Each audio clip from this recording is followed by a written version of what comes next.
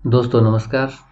दोस्तों आज एक वीडियो है सीटेट के बारे में। सीटेट का पेपर 2021 में जो हुआ लेवल 2 और लेवल 1 और लेवल 2 दो टाइप के होते हैं। उसमें से जो मैथ का पोर्शन लेवल 2 का जो बीएड वाले बच्चों के लिए होता है उसमें मैथ के इसमें 30 क्वेश्चन आते हैं।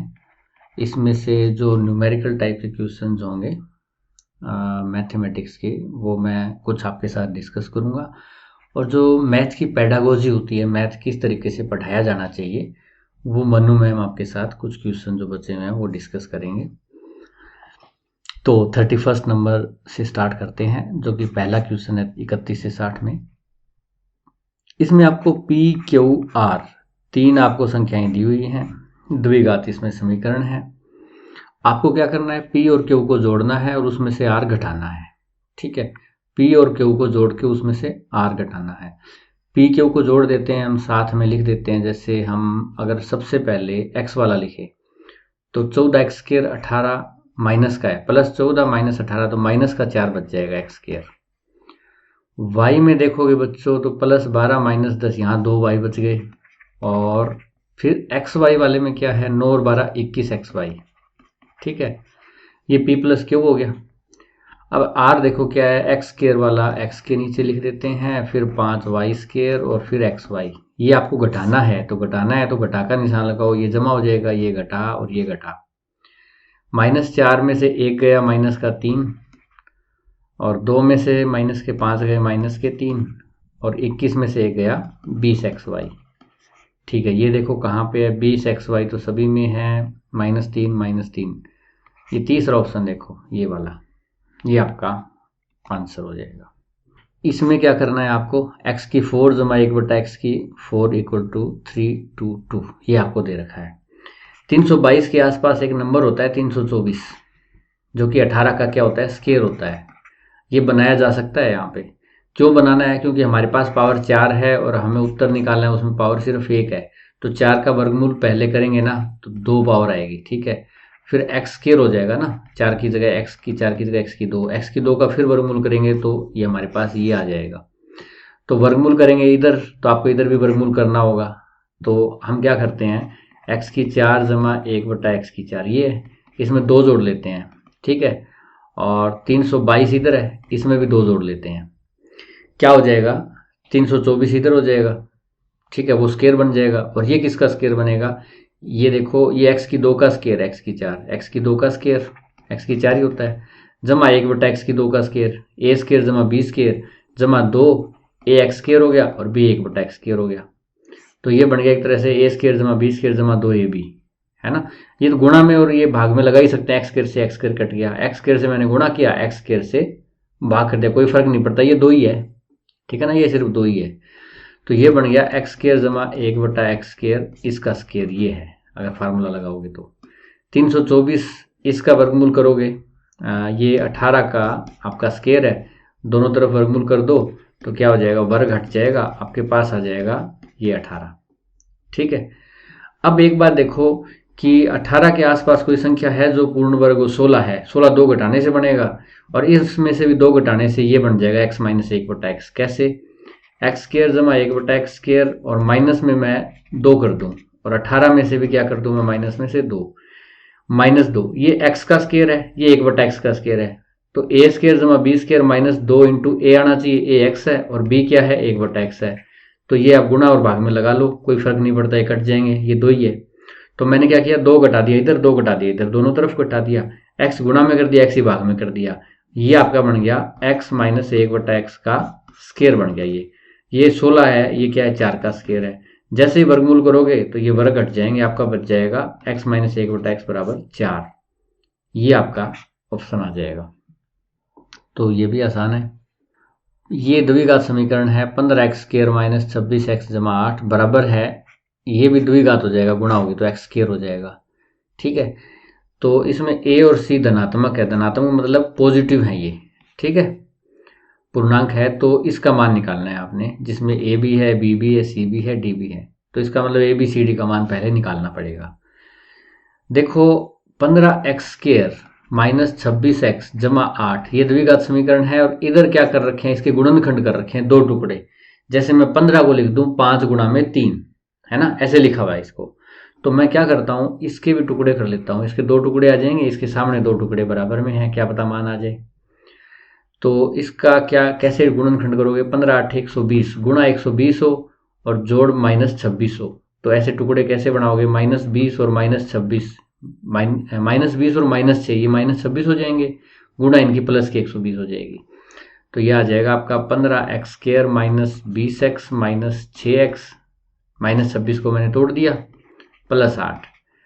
अच्छा, इसका करोगे आप 5x इसमें कॉमन आएगा, यहाँ बचेगा 3x -5 के 20, इसमें क्या कॉमन है बच्चों, 2 2 3 6 और माइनस बाहर आ गया तो यहाँ -4।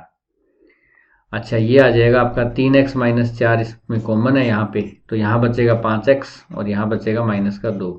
ये किसके बराबर है, ax + b × cx + d के। ठीक है, इतना। अब आपको कहा है a और c पॉजिटिव है, a और c पॉजिटिव है, तो मैं क्या करता हूँ कि चाहे तो ये हो जाएगा कि इसमें देखो x वाला है ये, ठीक है, और ये c भी x वाला है, तो मतलब x वाला x वाले के बराबर आएगा, या तो a बराबर 5 आएगा या a बराबर 3 आएगा। a बराबर 5 आएगा तो c बराबर 3 हो जाएगा, तो यानी कि a का मान 5 मान लो और c का मान 3, 5 और 3 हो जाएंगे ये, क्योंकि अगले 2 मान है ये नेगेटिव हैं। ये क्या है, ये नेगेटिव है, ये नेगेटिव है। आपको बोला है a और c पॉजिटिव है, और a देख लो, a के साथ x है, 5 के साथ भी x है, c के साथ x है और 3 के साथ भी x है, तो a और c का मान 5 और 3 होना ही होना है, और b और d का क्या हो जाएगा आपका, नेगेटिव होगा। ठीक है, तो a वाला मैंने ये 5 लिया तो b वाला ऑटोमेटिकली ये -2 हो गया, b -2 हो गया, और c वाला मैंने क्या लिया था, 3 लिया था इसके साथ मिला के, तो d वाला अपने आप इसके साथ क्या हो जाएगा, -4, d -4 हो गया। अब इसका मान इसमें रख दो, आपका 2a + b - c - 2d निकालना था ना, तो 2a कितना हो जाएगा, 2 5 10, b कितना है -2, c कितना है, c 3 है, और d क्या है -2, तो माइनस यहाँ है, d भी -4 है, तो माइनस माइनस प्लस, 2 चौके 8, तो 10 और 18 में से 5 गए 13, ये आपका आंसर आ जाएगा, जो कि ऑप्शन में नहीं है, पर मेरे हिसाब से तो 13 ही आंसर आना चाहिए। अब देखो अगला सवाल करते हैं हम, त्रिभुज ABC और त्रिभुज DEF, ये 2 त्रिभुज हैं। 2 त्रिभुजों में क्या दिया हुआ है आपको, AB बराबर है EF। पहले तो हम एक त्रिभुज बना लेते हैं, ठीक है, इसका नाम रख देते हैं हम ABC। दूसरी का भी चित्र बना लेते हैं, ठीक है, उसको अभी लिखते नहीं है DEF, क्योंकि हमें पता नहीं कि A के सामने D है, B के सम्मुख E है या कहाँ है ना। सर्वांग सवालों में ज़्यादातर पूछा जाता है, देखो ABC FED होगा या EFD होगा, A के बराबर F आएगा या A के बराबर E आएगा या A के बराबर D आएगा, वो देखना पड़ेगा हमें, है ना, कौन सा ऑप्शन सही है। AB बराबर EF है, यानी कि AB ये है, तो EF जो है ना वो ऑफकोर्स ये होगी, अगर ये सर्वांग सम है तो आपस में ऑफकोर्स क्या होगी, EF ये होगी। अब E यहाँ आएगा या E यहाँ आएगा ये हमें पता नहीं, ठीक है। उसके बाद क्या दे रहा है, BC बराबर D, अब ध्यान से देखोगे ना, AB बराबर EF और BC बराबर है DE, इसमें देखो E दोनों में कॉमन आ रहा है, E कॉमन है, और यहाँ क्या कॉमन है, B कॉमन है, तो इसका मतलब B इसमें साझा है, E इसमें साझा है, यानी कि B के सामने ही E आएगा। B और C एक दूसरे के सम्मुख है, तो यहाँ B इस कोने में है तो यहाँ इस कोने में E आएगा, ये पक्का हो गया। तो AB बराबर EF था तो यहाँ E आ गया, तो यहाँ अपने आप F हो गया, AB बराबर EF हो गया, और BC बराबर DE है, तो BC D के बराबर होगा, तो B तो E के साथ आ गया, तो D कहाँ आएगा आपका, B के बराबर E है तो C D के बराबर आ जाएगा, D यहाँ आ जाएगा, ये हो गया BC किसके बराबर, D के बराबर। अगला फिर आपको देखने की जरूरत नहीं है, तो हो ही गया CA बराबर FD है, जो भी है। अब सर्वांग सम कौन सी बनी आपकी, ये तो होगी ABC, ऊपर से देखोगे तो, और ये सर्वांग सम हो जाएगी, ऐसे आएगा, ऊपर से ऊपर वाला A की जगह F, B की जगह E और C की जगह D, ABC और FED, ABC FED, ये पहला ऑप्शन। तो इसका अच्छा तरीका यही है कि आप कोई 2 भुजा ले लो, AB और ये जैसे मैंने ली, इसमें कॉमन क्या है, इसमें कॉमन AB और BC में B कॉमन है लेफ्ट साइड में, ठीक है, लेफ्ट साइड में B है, और राइट साइड में क्या है, E यहाँ है, E यहाँ है, एक चीज कॉमन मिल ही जाएगी आपको, है ना। एक वाला कॉमन ले लिया तो दूसरा अक्षर अपने आप हम ढूंढ लेंगे कौन सा कहाँ आएगा। ठीक है, तो इस तरीके से हम सर्वांग सम वाले कर सकते हैं। अगर आपको इस पे एक्सरसाइज करनी हो तो बताइएगा जरूर कमेंट में। निम्न में से कौन सी एक समकोण त्रिभुज की भुजाएं हो सकती हैं? समकोण त्रिभुज बच्चों आप जानते हो जिसमें एक कोण समकोण होता है, और समकोण त्रिभुज का एक पाइथागोरस प्रमेय भी दिया था कि जिसमें ये कर्ण होता है, ये आधार होता है, और अगर ये लंब है तो क्या होता है, कर्ण की 2 आधार की 2 और लंब के वर्ग के बराबर होता है। ठीक है, वो लगा के इसमें टेस्ट कर सकते हो। क्यों? क्योंकि इसमें एंगल तो दिया नहीं हुआ कि 60 डिग्री 50 डिग्री, है ना, नहीं दिया हुआ, तो कैसे पता चलेगा कि ये समकोण त्रिभुज है। तो ये होना चाहिए कि इसमें कर्ण तो ये हो जाएगा आपका, क्योंकि ये भुजा बड़ी है, देख लो सभी में, है ना, ये 77 35 से बड़ी है, ये बड़ा है, तो कर्ण ये है, आधार और लंब किसी को भी मान लो, ये मान लो आधार है, ये लंब है, तो इन दोनों का जो वर्ग होगा उनका जोड़ इसके बराबर आना है। तो ये कैसे टेस्ट करोगे? चारों में आप वर्ग करोगे इतने सारों का, तो करना ही पड़ेगा, इसमें और कोई तरीका है नहीं। एक चीज थोड़ा सा ये देख सकते हो आप कि जैसे ये देखो 15 और 32 दोनों का जोड़ करोगे तो क्या आएगा, 15 जमा 32 क्या आएगा, 47 आएगा ना दोनों का जोड़। ये इससे 57 से कम है। ये हमेशा ध्यान रखना, त्रिभुज की एक प्रॉपर्टी होती है कि किसी भी त्रिभुज की 2 भुजाओं का जोड़ है ना, वो तीसरी भुजा से हमेशा ही ज्यादा होता है। तीसरी भुजा बड़ी होती है जरूर, पर वो उन 2 से ज्यादा बड़ी नहीं होती, उन 2 से कभी भी बड़ी नहीं होगी, ये हमेशा ध्यान रखना। क्योंकि जब आप कैसे आकृति भी बना लो, आपने आकृति बनाई, ये लंबी है पर ये इन दोनों से लंबी नहीं है। जैसे आप कहीं पार्क में जा रहे हो, मान लो घूमने के लिए, आप एक तो यूं घूमते हुए यूं जाओ, यहाँ आपकी यूनिवर्सिटी है, या आप यूं पसंद करोगे तो ये रास्ता हमेशा छोटा होगा, है ना। तो इसलिए त्रिभुज की तीसरी जो भुजा होती है ना, बड़ी होती है, वो उन दोनों के जोड़ से तो हमेशा ही छोटी होगी। तो ये तो गलत है ऑप्शन। 15 और 32 का जोड़ 47, ये 57 से कम है। इसमें तो जोड़ हाँ बिल्कुल ज्यादा आ रहा है, 21 और 20 41, इसमें भी ज्यादा है, और 77 5 82 30 ये भी ज्यादा है। हाँ, तो इन तीनों में हम कैसे चेक करें? इन तीनों में एक तरीका तो ये है कि आधार का वर्ग और लंब का वर्ग कर लो, वो कर्ण के बराबर आ रहा है कि नहीं आ रहा। दूसरा तरीका मैं ये करूंगा कि आधार का वर्ग इधर ले आओ, कर्ण की 2 माइनस आधार की 2 बराबर क्या आ गया, लंब की 2। अब ए स्क्वायर माइनस बी स्क्वायर का फार्मूला होता है कर्ण माइनस आधार हो जाएगा और कर्ण प्लस आधार आ जाएगा, आ गया बराबर लंब की 2। अब क्यों कर्ण माइनस आधार होगा, एक तो आप वर्ग कर रहे हो, 88 का मान लो वर्ग कर दो तो बहुत बड़ी संख्या आएगी। एक आप कर्ण माइनस आधार करोगे, 88 में से 77 घटाओ या 88 में से 35 घटाओ तो छोटी संख्या आ जाएगी। तो हमें संख्या छोटी होगी तो अंदाजा लगाना आसान होगा कि ये जो संख्या है और ये जो संख्या है, इन दोनों की गुणा इसके वर्ग के बराबर है कि नहीं, बड़ा आसान हो जाएगा। क्यों? क्योंकि यहाँ मान लो 15 या 20 जो भी आएगा, यहाँ 30 40 जो भी आएगा, यहाँ 60 जो भी आएगा, उसमें हम देख लेंगे कि जैसे मान लो यहाँ 15 है, ठीक है, ये 15 का फैक्टर 3 होता है, यहाँ पे 3 वाला फैक्टर कोई है ही नहीं, ये संख्या 3 से भाग ही नहीं हो रही, तो ये संख्या कैसे बराबर आ सकती है? 2 संख्याओं की गुणा, जिसमें जहाँ पे एक 3 है तो वहां 3 होना चाहिए ना। जैसे हम करेंगे तो पता लगेगा। जैसे पहला एग्जाम्पल लेते हैं हम क्या लेते हैं, 88 वाला लेते हैं। 88 का स्क्वायर माइनस 77 का स्क्वायर, मैं ऐसे कर लेता हूँ, 88 का स्क्वायर माइनस 77 का स्क्वायर किसके बराबर होगा, 35 के स्क्वायर के बराबर।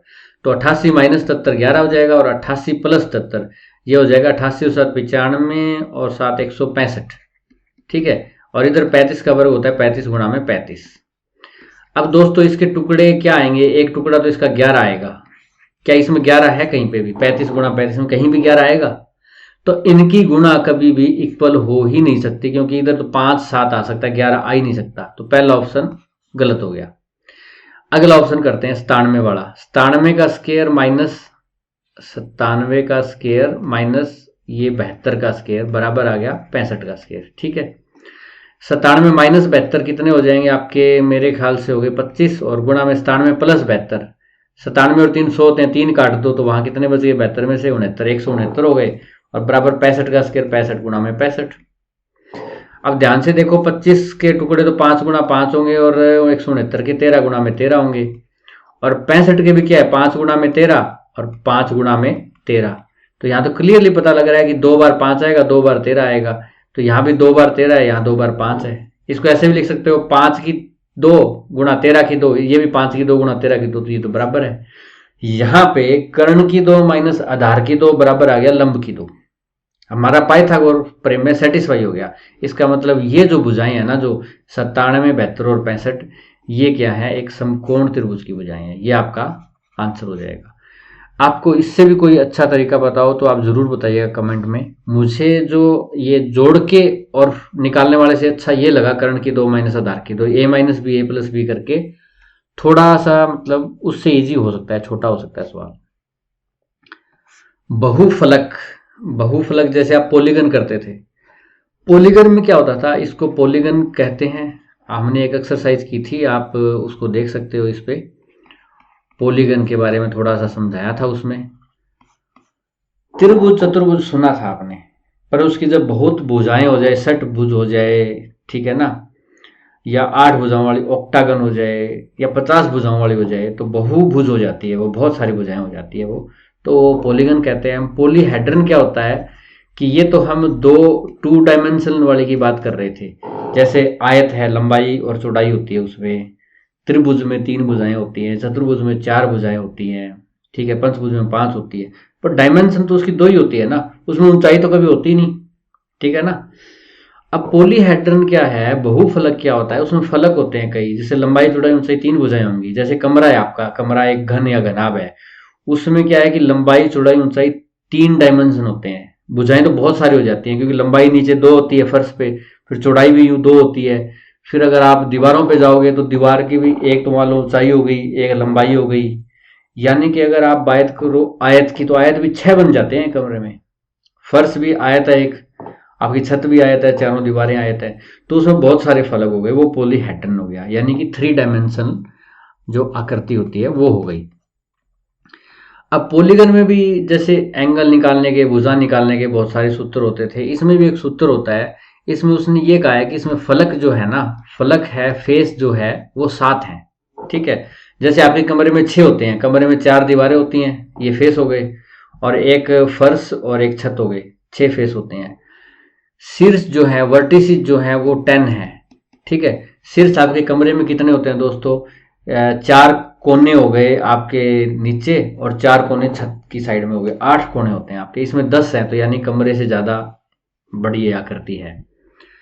अच्छा, इस बहुफलक के किनारों की संख्या, एज जो होते हैं, एज किनारे या भुजा बोल दो। जैसे फर्श में देखोगे कमरे के, तो आपकी 4 यूं लाइनें बन जाएंगी, 2 लंबाई होगी और 2 यूं चौड़ाई हो गई। फिर 4 ये हाइट्स हो जाएंगी, कोने से यूं एक लाइनें हो जाएंगी किनारे, एक ये हो गई, चारों हो गई, 8 हो गई। और छत पे भी जैसे यूं लंबाई चौड़ाई, फिर लंबाई चौड़ाई, यूं 4 वो हो जाएंगी, तो 12 टोटल एज होते हैं। क्योंकि ये आकृति बड़ी है, इसमें फेस भी ज्यादा थे, इसमें ज्यादा होंगे, कितने होंगे बताने हैं हमें। इसका कहते हैं कि एक फार्मूला होता है कि, एक बात तो हमेशा ध्यान रखना, फेस ज्यादा होते हैं या वर्टिक्स ज्यादा होते हैं, वर्टिसेस, या फिर आपके किनारे ज्यादा होते हैं, एज, हमेशा एज ज्यादा होते हैं। नीचे अगर आप देखोगे तो नीचे फर्श के ऊपर आपके 4, जैसे 2 लंबाई 2 चौड़ाई हो जाती है, आपके वर्टिसेस भी 4 हो जाते हैं, ठीक है, बट आपका फेस एक ही होता है, फर्श। अब उससे ऊपर दीवारों पे उठते हो, तो दीवारों पे आपके कोई किनारा तो, सॉरी, किनारे 4 हो जाएंगे, ऐसे खड़ी रेखाएं हो, हाइट जो होती है वो 4 हो गई। वर्टिसेस तो आपका आया ही नहीं, वो तो छत के ऊपर आएगा, छत के ऊपर 4 वर्टिसेस आएंगे, पर वहां 4 किनारे भी आ जाएंगे, तो फेस तो आपके 6 ही हुए। वर्टिक्स आपके 8 कोने हो गए, 4 नीचे 4 ऊपर, पर किनारे आपके 12 हो जाएंगे, 4 नीचे 4 हाइट्स होगी, 4 फिर ऊपर फर्श की हो गई, चारों ओर की लंबाई चौड़ाई, तो किनारे हमेशा ज्यादा होते हैं। बट जो फेस और मैं वर्टिक्स को जोड़ लूं, अगर इनको जोड़ लूं दोनों को, ठीक है ना, तो उससे वो 2 कम होते हैं हमेशा, ठीक है ना। तो फेस और वर्टिक्स को जोड़ लूं मैं, तो वो क्या होते हैं, वो एज से 2 ज्यादा होते हैं, एज से 2 ज्यादा होते हैं। या मैं ये कहूं कि फेस और वर्टिसेस को जोड़ लूं और उसमें से मैं एज घटा दूं, तो 2 आएगा, है ना। तो फेस और वर्टिसेस मिला के 2 ज्यादा होते हैं उससे, ये एक फार्मूला है। तो इसमें फेस कितने हैं दोस्तों, 7 हैं, वर्टिसेस 10 हैं, इसमें से 2 घटा दूं तो क्या आ जाएगा, आपका एज आ जाएगा। तो 7 10 17 में से 2 गए 15, 15 इसमें एज होंगे, ठीक है। अगर आपको ये याद ना रहे, बाय द वे फार्मूला याद ना रहे, तो कैसे करोगे, सिर्फ आप कमरे को देख लोगे, जिस कमरे में बैठ के आप एग्जाम दे रहे हो, उस कमरे में आप क्या करना, पहले फेस गिन लेना, फेस कितने होंगे, नीचे नीचे ऊपर छत और ये और 4 दीवारें, 6 फेस होंगे। आप क्या कर लेना, फेस लिख लेना भाई 6 है, फेस 6 लिख लिया आपने। फिर आप वर्टिसेस गिन लेना, ये जो चारों कोने होते हैं, 4 और 4 नीचे हो गए, 4 ऊपर हो गए, 8 होंगे, ठीक है। फिर उसके बाद आप जो एज होते हैं किनारे वो गिन लेना। लंबाई 2 होती है, चौड़ाई भी 2 होती है फर्श पे। 4 ये हो गई, 4 हाइट हो गई, ऐसे पिलर जो यूं खड़े होंगे, कमरा खड़ा होता है यूं 4 किनारे पे जो खड़ी होती है, 4 हाइट हो गई, 8 हो गए। और ऊपर छत पे क्या हो गया, 2 लंबाई होगी ऐसे और 2 चौड़ाई होगी, 4 वो हो गई 12। भुजा या जो एज है वो 12 हो गए आपके। तो यहां से ध्यान से देखोगे तो फेस और वर्टिसेस 14 बन रहे हैं और एज 12 बन रहे हैं, यानी फेस और वर्टिसेस के जोड़ से हमेशा 2 कम होगा। आप वैसे ही कर देना, ये फार्मूला अपना बना बनाया लगा देना। इस सवाल में मैं बता दूं क्या है, इस सवाल में आपके 7 फेस हैं। 7 फेस कैसे बनेंगे कि इसमें 5 दीवारें हैं। पंचभुज देखिए ना आपने, तो पंचभुज में नीचे 5 आकृतियां होती है, 5 भुजाएं हो गई, उसके ऊपर 5 भुजाओं पे 5 ही दीवारें खड़ी हो गई, ठीक है। और ऊपर जैसे पंचभुज जैसे फर्श होगा वैसे तो छत ऊपर हो ही जाएगी, ठीक है। तो आपके शीर्ष 5 नीचे होंगे पंचभुज के, 5 ही ऊपर होंगे, तो 10 शीर्ष हो गए आपके। 5 दीवारें हो गई और 1 छत और 1 फर्श, 2 वो, तो 7 फेस हो गए आपके। और किनारे जो होंगे, तो किनारे नीचे तो 5 हो गई पंचभुज के किनारे, 5 ही ऊपर हो गए 10, और 5 ही आपकी जो हाइट्स हो जाएंगी, जो दोनों को जोड़, दोनों पंचभुज को ऐसे जोड़ेंगी, कमरे को जोड़ेंगी, हाइट्स तो 15 हो जाएंगी। ये उसका एग्जाम्पल था एक। तो आई होप आपको ये समझ में आया होगा। अगर थोड़ा दिक्कत हो तो आप पॉलीहेड्रन की मैं एक्सरसाइज करवा दूंगा। किसी बच्चे को दिक्कत हो तो कमेंट में आप संकोच मत कीजिएगा। अगले सवाल में आते हैं हम। त्रिभुज ABC, हम एक त्रिभुज बना लेते हैं ABC। ये हमने बना ली, ये मैं A मान लेता हूँ, ये B मान लेता हूँ, ये C मान लेता हूँ। मैं भुजा AB ये रही को E तक बढ़ाया गया है। AB को E तक बढ़ाना हो तो ऐसे मत बढ़ाने देना ऊपर, AB मतलब A से B की तरफ चलते हुए आपने इसको E तक बढ़ा दिया। और भुजा CA का मतलब इस तरफ नीचे नहीं बढ़ाना है, अब C से A की तरफ जाते हुए यूं आपने इसको D तक बढ़ा दिया। तो आपके कोण बन गए BAD। B से चलो, A से होते हुए D की तरफ जाओ, ये कोण आपका 125 का है। और EBC ये कोण आपका 100 का है, ठीक है। तो निम्नलिखित में से कौन सा सत्य है। अब आपका ये 125 है तो ये दोनों 180 के होते हैं, तो 180 में से 125 घटा दो, 80 में से 25 गए 60, 55, ये कितने हो जाएगा, ये 100 का है तो ये 80 का हो गया। और त्रिभुज के 3 कोणों का जोड़ होता है 180, तो 80 और 55 योग तो कितना हो गया 135, 45 बच गए मेरे ख्याल से। हाँ, ये कोण आ गए। अब कह रहा है कि AB जो भुजा है वो BC से बड़ी है। AB कौन सी है भाई, AB ये भुजा है। BC कौन सी है, BC ये है, ये इससे बड़ी है। त्रिभुज की भुजा बड़ी कौन सी होगी, ये थोड़ा सा मैं आपको बता देता हूं, याद ना रहे तो। आप ये देखो कि हमें कहा जाता था कि समद्वि बाहु त्रिभुज में 2 भुजाएं समान होती हैं, जैसे ये 5 है, ये 5 है, और उनके सामने के कोण भी बराबर होते हैं, ठीक है। मान लो ये 30 है, ये 30 है, या 40 जो भी होगा। तो यानी कि जो भुजाएं समान होती हैं उनके सामने के कोण समान होते हैं। अगर जो भुजा बड़ी होगी तो उनके सामने के कोण बड़े होंगे, जो भुजा छोटी होगी उसके सामने के कोण छोटा होगा। दूसरा एक तरीका और बताता हूं मैं, आपकी एक ऐसे मैं त्रिभुज बना लेता हूं, ठीक है। इसके ये कोण यहां बना दिया, ये कोण यहां बना दिया। अब अंदाजे से अगर मैं इस कोण को मैं 20 लिख दूं तो ये कोण कितने का हो जाएगा बच्चों, ये 20 है तो ये बड़ा दिख रहा है ना आपको, इससे ये 40 होगा ही होगा। तो अब देखो इसके सामने वाली भुजा, 20 के सामने वाली भुजा तो ये है, और 40 के सामने वाली ये है, कौन सी बड़ी है, आप कहोगे 40 के सामने वाली बड़ी है। बड़े कोण के सामने वाली भुजा बड़ी होती है। अब पूछो बच्चों क्यों हुई वो, देखो आप प्रकार खोलते हो ऐसे, आप देखो ये एंगल बन गया तो यहाँ पे ये भुजा बन जाएगी ना। जैसे मैं ये एंगल बनाऊंगा ऐसे, जैसे ये एंगल बना रहा हूं, ये मान लो तीसरी भुजा है एंगल के सामने वाली, एंगल बन रहा है मेरे यहाँ पे, दोनों हाथ मिल रहे हैं जहाँ पे, ऐसे एंगल बन रहा है आपका, ठीक है।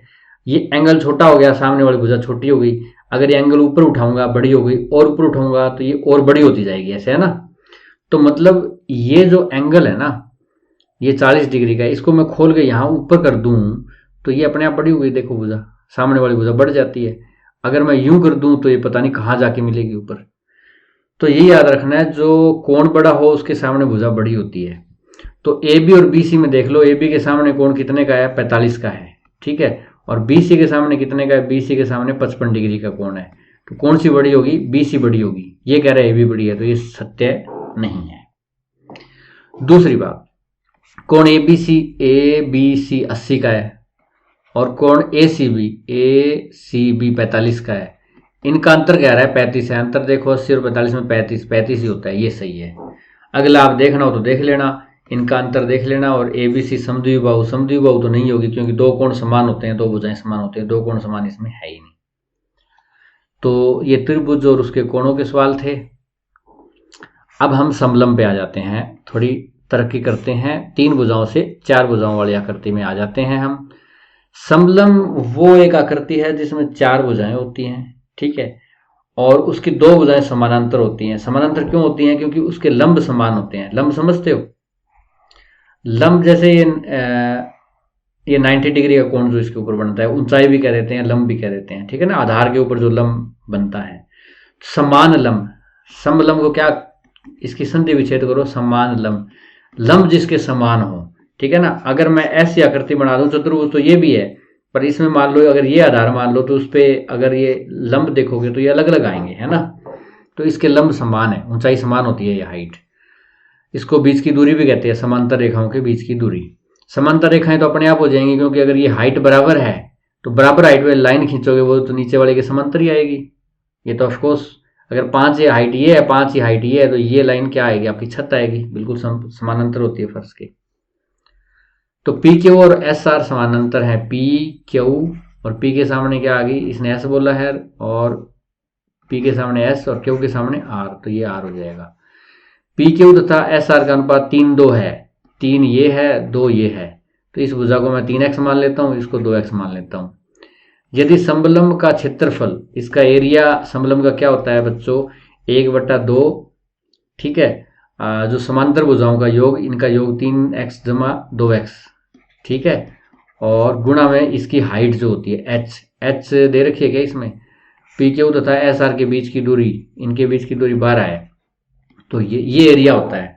पर एरिया आपको क्या कह रखा है? 2 × 12, ये दे रखा है 480, तो ये 6 से जाएगा 80 पे, 3 और 2 5x बराबर 80, तो x बराबर 16।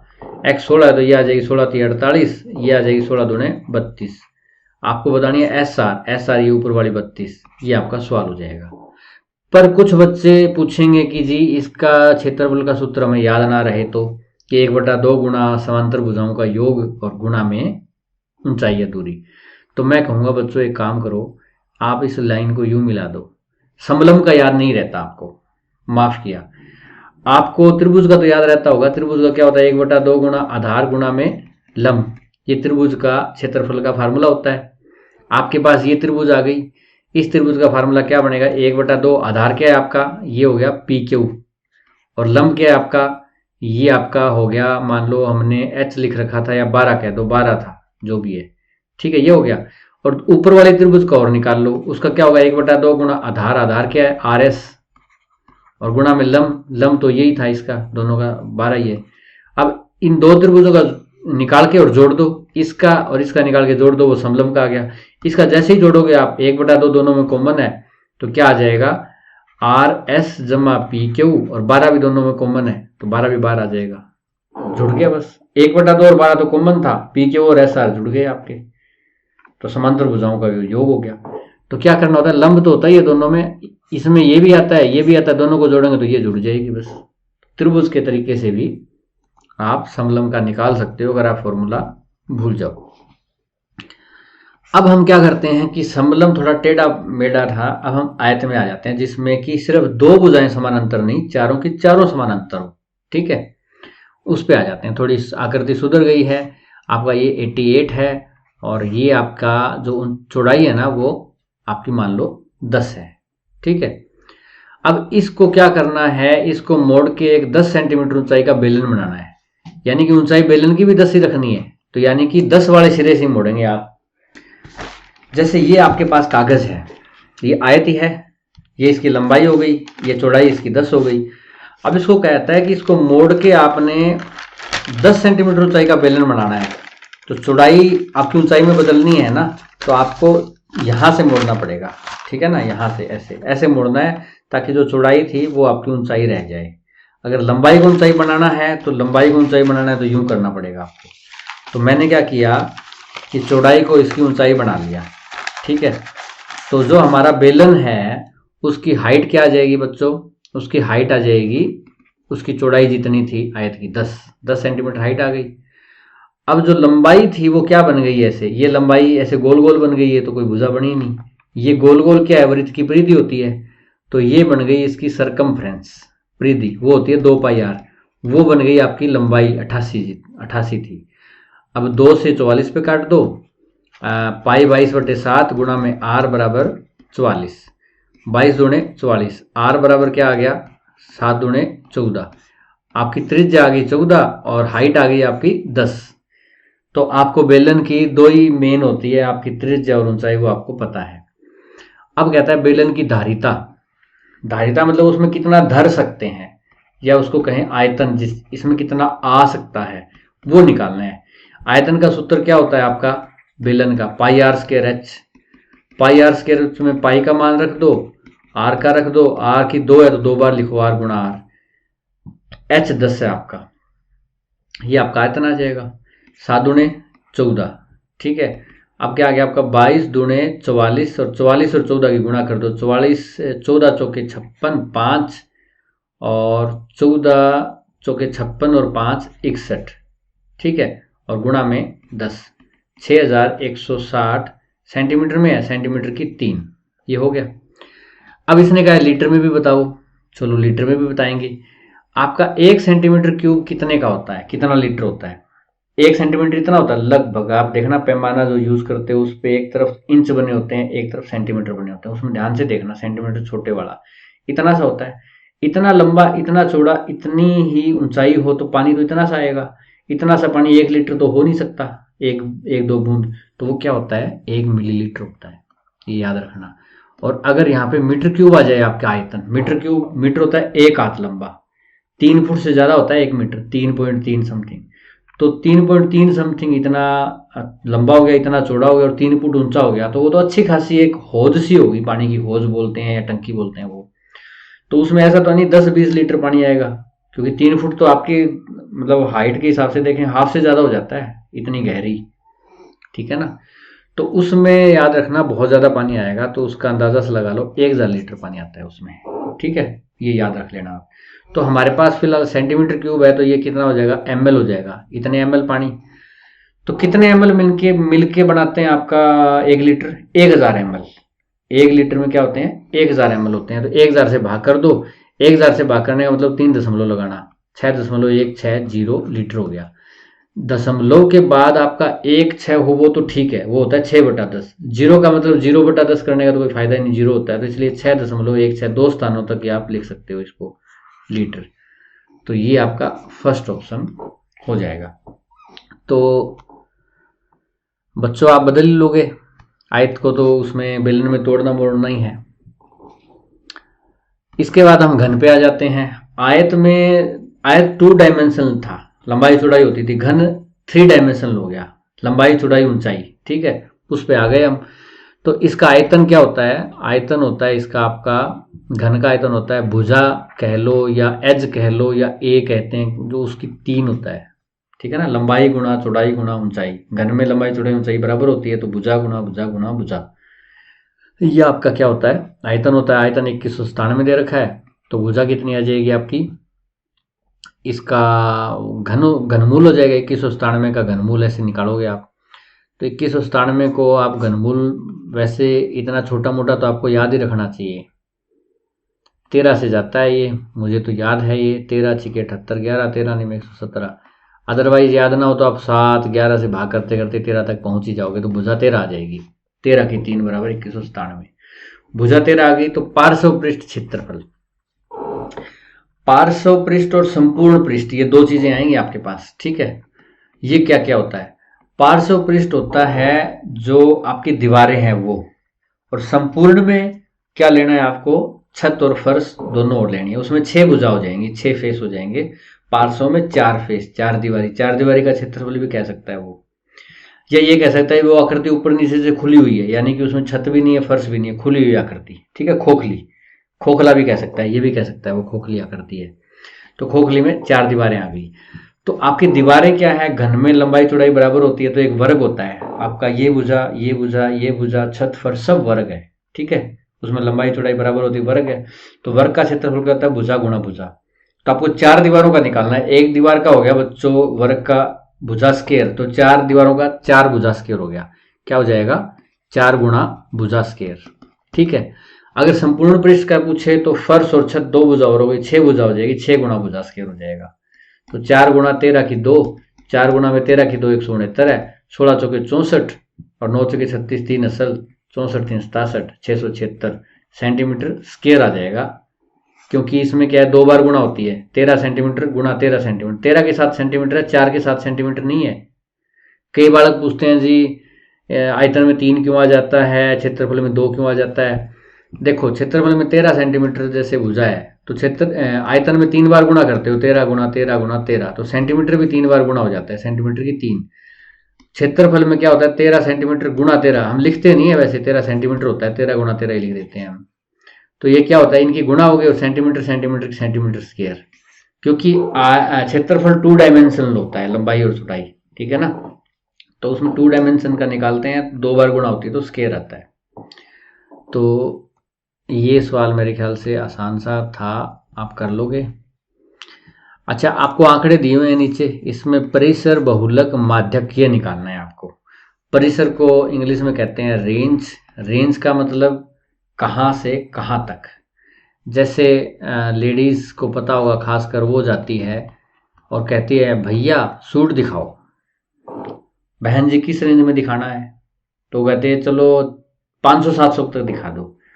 500-700 का मतलब 500 से स्टार्ट होकर 700 तक। ठीक है ना। वैसे ही इसमें रेंज क्या है, इसमें 2 से हमारा डाटा स्टार्ट होता है और बड़े से बड़ा क्या है हमारा 19 है, 2 से 19। तो रेंज इसकी निकालते हैं, बड़े वाले में से छोटे वाला घटा दो, ये आपका 17 रेंज आ गई। ठीक है। बहुलक जो बार बार आए वो होता है, बार बार कौन सा आ रहा है, इसमें देख लो 3 और 3 दिख रहा है, 2 बार है, 4 यहाँ है, यहाँ है, यहाँ है, 4 3 बार आ रहा है, और तो ज़्यादा नहीं है। तो बहुलक जो बार बार आए, जिसका बहुत लक हो, बार बार आ रहा हो, बहुलक 4 हो गया। माध्यक, माध्यक होते हैं, माध्यिका या माध्यक, मीडियन भी बोलते हैं जिसको, वो क्या होता है, बीच का आंकड़ा होता है। ठीक है। इसमें बीच का आंकड़ा कौन सा है, पहले हमें इसको लिखना पड़ेगा, एक ऑर्डर में लिखना पड़ेगा। सबसे छोटे वाला पहले लिख लो, असेंडिंग ऑर्डर लिख लो या डिसेंडिंग ऑर्डर लिख लो, बढ़ता हुआ क्रम या घटता हुआ क्रम। तो मैं क्या करता हूँ, पहले 2 ले लेता हूँ, फिर 3 2 बार आ रहा है। ठीक है। और फिर उसके बाद 4 3 बार आ ही रहा था, और उसके बाद फिर 5 भी आ रहा है, फिर 6 भी आ रहा है, फिर 8 भी दिखाई दे रहा है, 9 भी दिखाई दे रहा है, फिर 10 भी है, 11 भी है, 12 तो मुझे दिखाई नहीं दे रहा है इसमें, 15 है उसके बाद, और फिर 19 है। कितने डाटा है गिन लो, कई बार आप छूट सकता है डाटा, तो इसलिए गिन लिया करो। 9 और 3 12 और 3 15 है इसमें, 15 आपके होने चाहिए। 3 3 6, 3 9, 2 11, 3 14।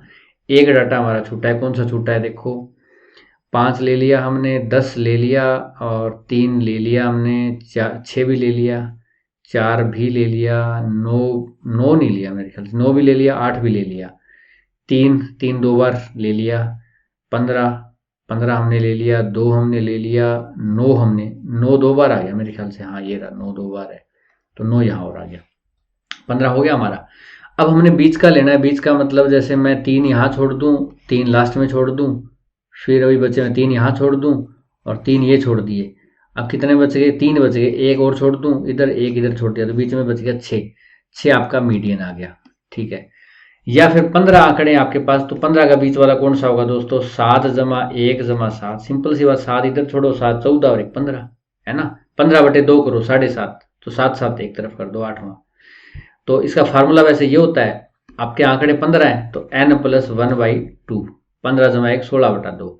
अगर ये आपका n 16 आ जाए तो 16 जमा 1 17/2, 8.5वां आंकड़ा ही नहीं होता। तो क्या करते हैं उसमें, फिर क्या करते हैं कि 16 को भाग कर लो और फिर उससे एक अगला आंकड़ा ले लो, 16/2 जमा 1वां और उसके बटे में 2, यानी कि 8वां + 9वां बटे 2, उसमें 2 बच जाते हैं। ऐसे बीच में देखोगे ना तो लास्ट में बीच में 2 बच जाएंगे, तो दोनों का एवरेज ले लो। तो आपका मीडियन भी आ गया, बहुलक भी आ गया, और आपकी रेंज भी आ गई। आपकी रेंज आई 17, आपका बहुलक आया 4, मीडियन आया 6। अब कह रहे हैं माध्य ज्ञात करो, किसका, परिसर बहुलक तथा माध्य का, इन तीनों का माध्य, एवरेज निकालनी है, मीन भी कह सकते हो आप। ठीक है। तो 17 और 4 21, 6 27, तीनों का जोड़ और बटे संख्या कितनी है 3, 27 बटे 3 9। 9 आपका आपके रेंज, आपके मोड और आपके मीडियन का मीन निकल आएगा। तो मीन, मीडियन, मोड, रेंज आपको ये समझ में आ गए होंगे। नहीं तो इस पे भी हम किसी को कोई प्रॉब्लम हो तो एक चैप्टर इस पे कर सकते हैं, 5-7 सवाल लेके मैं आपको थोड़ा सा समझा सकता हूँ। ये शायद मेरे को लगता है पेडागोजी का सवाल ना आ गया हो। आपका कोई माध्यमिक विद्यालय है, बीएड जो भावी टीचर हैं मेरे सामने बैठे हुए, आप भी जाओगे माध्यमिक विद्यालय में पढ़ाने, तो उसमें 2 दशमलव वाली संख्याओं के गुणनफल, दशमलव वाली संख्या जैसे 0.3 और 0.5 की मैं गुणा करूं, तो इसका संकल्पना क्या होता है भाई? ये तो कंसेप्ट, हाँ, इसका कंसेप्ट का इंट्रोडक्शन आप कैसे करोगे, मतलब कैसे करोगे?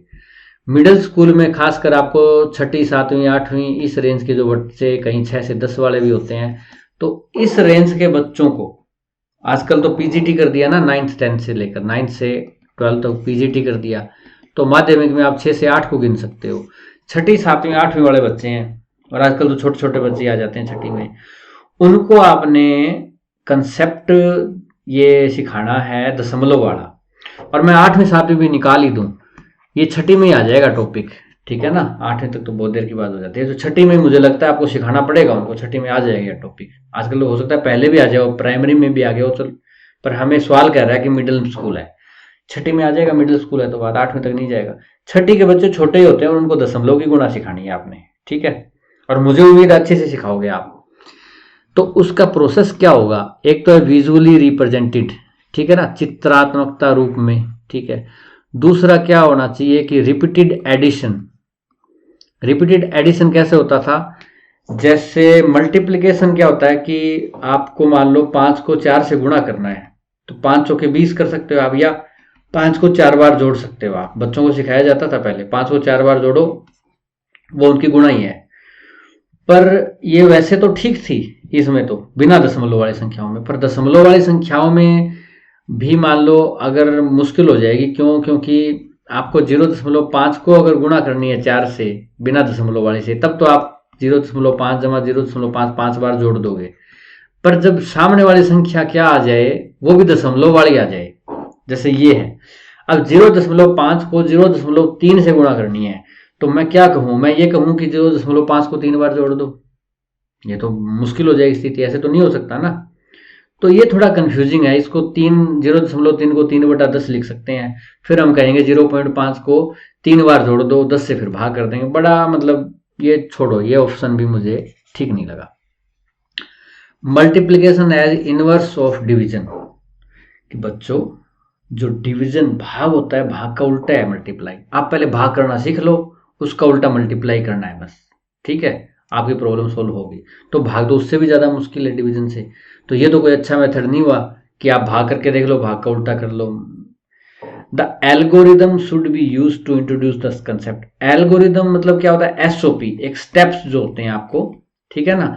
जैसे आपको स्कूल में जाना है बच्चों, तो क्या होगा इसका एल्गोरिदम कि आप सुबह उठो, आप मंजन वंजन करो, आप नहाओ, खैर मतलब आप नहाते नहीं, नहाते पता नहीं, पर नहाओ, उसके बाद अपनी ड्रेस भी होती है स्कूल की, वो पहनो, बस चलो, फिर आप स्कूल वैन हॉर्न मारेगी, आप तैयार नहीं हो रहे, मम्मी कहेगी 2 मिनट रुको। ये सारा एल्गोरिदम है स्कूल जाने का, मतलब उसका प्रोसीजर उससे करते हो। तो दशमलव वाले गुणों का क्या करोगे कि पहले आप सीधा गुणा कर दोगे, 5 3 15, एक डेसिमल इसमें एक इसमें, तो 2 अक्षरों के आगे डेसिमल लगाओगे, डेसिमल के आगे कुछ नहीं है, 0 लगाओगे, ये आपकी गुणा हो गई। ये एल्गोरिदम है इसका।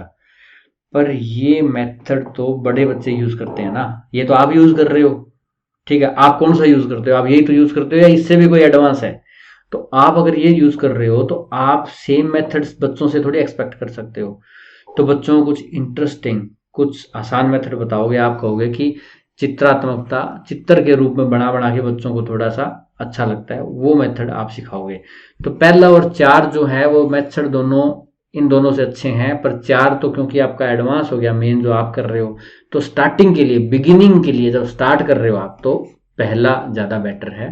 तो ये आपका आंसर हो जाएगा, ठीक है ना। स्टार्ट इससे करोगे, बाद में आप ये सिखा सकते हो। तो पेडागोजी मेरी ज्यादा ठीक नहीं है, ये पता नहीं क्वेश्चन कहाँ से आ गया। एक आकृति, ठीक है, एक छाया चित्र, एक आकृति, कोई भी चीज की आकृति, आकृतियों से घिरे हुए हो आप, कमरा है, पेंसिल है, सब आकृति है, का त्रिभुज होने के लिए वो आकृति त्रिभुज है या नहीं है, आप कैसे साबित करोगे जज के सामने? शर्त यह है कि 3 रेखाखंडों का सम्मिलन हो। अब आप वकील की तरह दलील दोगे कि 3 रेखाखंड है, ठीक है, और 3 रेखाखंडों का सम्मिलन हो रहा है, संगम हो रहा है उनका, तो भाई ये तो त्रिभुज है। बिल्कुल ठीक है। तो आप क्या कहोगे कि ये एक पर्याप्त है इतना, या सिर्फ परंतु आवश्यक शर्त नहीं है? मतलब ये पर्याप्त है इतना, आवश्यक शर्त नहीं है, ये जरूरी नहीं है, मतलब आवश्यक शर्त भी जरूरी नहीं है 3 रेखाखंडों का सम्मिलन, या आवश्यक और पर्याप्त दोनों है ये, या ना आवश्यक है ना ही पर्याप्त है। निसेसरी सफिशिएंट, जिन जो इंग्लिश मीडियम वाले इधर देख लो कि निसेसरी है, सफिशिएंट है, या क्या है। देखो बच्चों, निसेसरी तो है अगर 3 रेखाखंड ही नहीं होंगे, पहली बात, और फिर वो मिलेंगे भी नहीं, होने से जरूरी नहीं है, होने के बाद वो मिले ही ना, और वो मिलेंगे नहीं, तो उसके बिना त्रिभुज कहां से बनेगी? निसेसरी कंडीशन है, निसेसरी मैं मानता हूं इसको कि निसेसरी ये है। सफिशिएंट है इतना कि 3 रेखाखंड है और वो मिल रहे हैं, तो वो त्रिभुज ही होगी। मैं 3 रेखाखंड ले लेता हूं और उनको मिला देता हूं, ये कहोगे सम्मिलन नहीं है, एक जगह नहीं मिल रहे, तो मैं एक जगह भी मिला देता हूं। ये देखो, ये 3 रेखाखंड मिल गए, तीनों मिल भी रहे हैं तीनों, ऐसा नहीं है कि मान लो कि एक पॉइंट पे तीनों ना मिल रहे, एक पॉइंट पे तीनों मिल रहे हैं। और एक तरीका ये भी हो सकता है, ये देखो एक पॉइंट पे ही तीनों की नोक भी मिल गई, तीनों की एकदम, ठीक है, ये मिल गई रेखाखंड, क्या त्रिभुज बन गया? ये नहीं बना। तो ये नेसेसरी कंडीशन है। ये क्या है? ये नेसेसरी कंडीशन है, बट नॉट सफिशिएंट। मिलते किस तरीके से हैं वो भी डिपेंड करता है, ठीक है ना। आप लोग मिलते हो आपस में, ठीक है, गले मिलते हो, ठीक है, पर अगर दिल से ना मिले तो गले क्या मिले, है ना, तो उसका फायदा नहीं है ना। वैसे तो तरीके से मिलना भी जरूरी है, मिलना मिलना नहीं रह जाएगा, वरना अगर ये 3 रेखाखंड इस तरह से मिलेंगे ना, ठीक है, तो वो मिलना नहीं है। अगर तीनों रेखाखंडों के सिरे ऐसे मिलेंगे तो ही वो मिलना है, क्योंकि एक पॉइंट पे सिर्फ 2 ही मिल रहे हो, है ना, इस तरीके से मिलेंगे तो वो क्या है? त्रिभुज है। तो ये नेसेसरी कंडीशन है, सफिशिएंट नहीं है, ये इतना पर्याप्त नहीं है। इतना होने के बावजूद भी वो आकृति हो सकता है त्रिभुज ना हो, तो ये नेसेसरी है। नेसेसरी कहाँ है? ये necessary but not sufficient condition, ये चौथा ऑप्शन हो जाएगा आपका। तो हम त्रिभुज से आगे किस में आ गए बच्चों? Consider the following statements if n is even. n क्या है आपका? इवन नंबर है।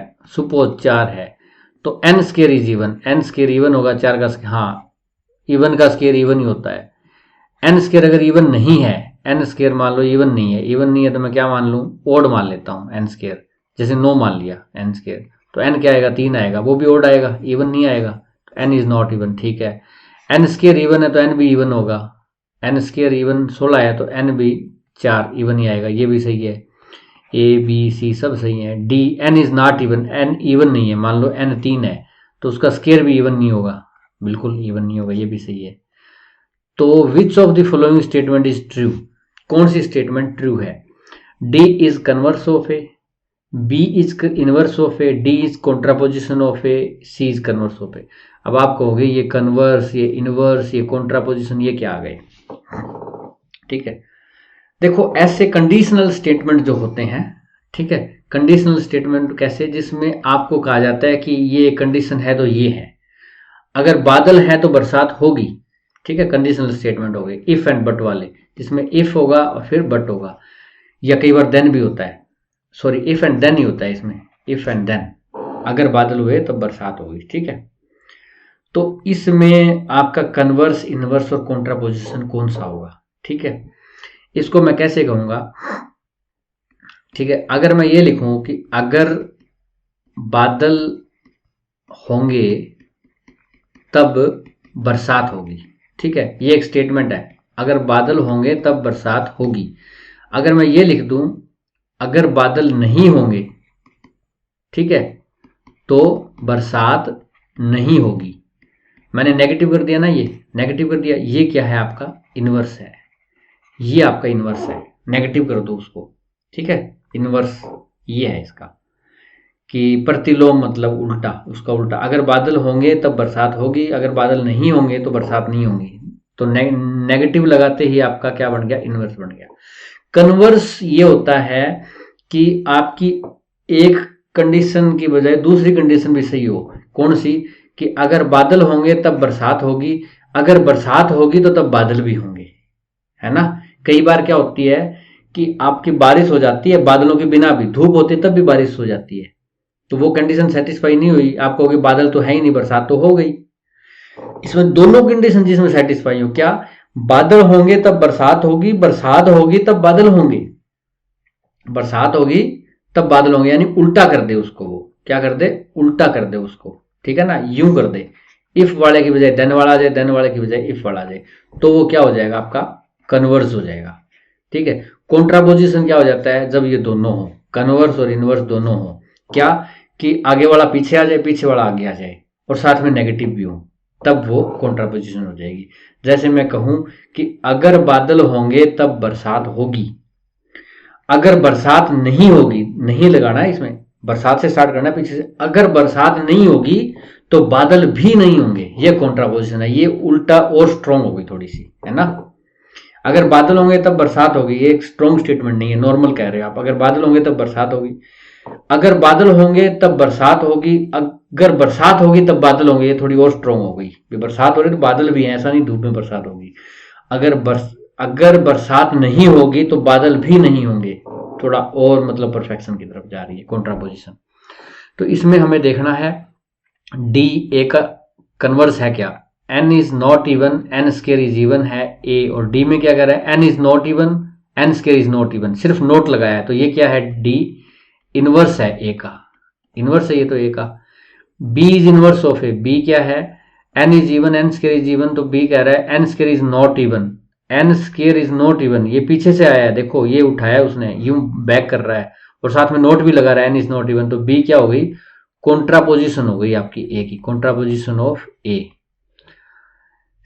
आगे क्या है? डी आ गया फिर से, D is contraposition of A, D तो इनवर्स है, हमने पहले ही निकाल लिया था। C is converse of A, C converse है ए का। कन्वर्स कौन सा होता है? मैंने कहा था if N is even then N square is even, तो हम एन स्केयर से स्टार्ट करेंगे। If N square is even then N is even, उल्टा करना उसको, तो N is even, N square is even. C में क्या है? एन स्केयर इज इवन, हाँ देखो ये आगे आ गया और ये इधर चला गया, ये कन्वर्स है सी, सी कन्वर्स ऑफ ए। तो ये स्टेटमेंट सी है, कौन सी? चौथी। तो इसके हम कुछ और एग्जाम्पल करवा सकते हैं बच्चों, अगर आपको थोड़ा कम समझ में आता हो तो। इनवर्स, कन्वर्स और कॉन्ट्रापोजिशन, इसकी पूरी एक एक्सरसाइज बन सकती है 5-7 सवालों की। 6 अंकों की बड़ी से बड़ी संख्या, बड़े से बड़ा अंक 9 होता है, छोटे से छोटा अंक 0 होता है और बाकी अंक इनके बीच में होते हैं, ठीक है। तो अगर बड़ी से बड़ी संख्या लेनी है तो बड़े से बड़ा अंक लेना पड़ेगा, छोटी से छोटी संख्या लेनी है तो छोटे से छोटा अंक लेना पड़ेगा, पर जब तक 0 से कोई संख्या नहीं बनती तो इसमें सबसे आगे 1 लगाना होगा बस। के विभिन्न अभाज्य गुणनखंड, इसके गुणनखंड करने हैं।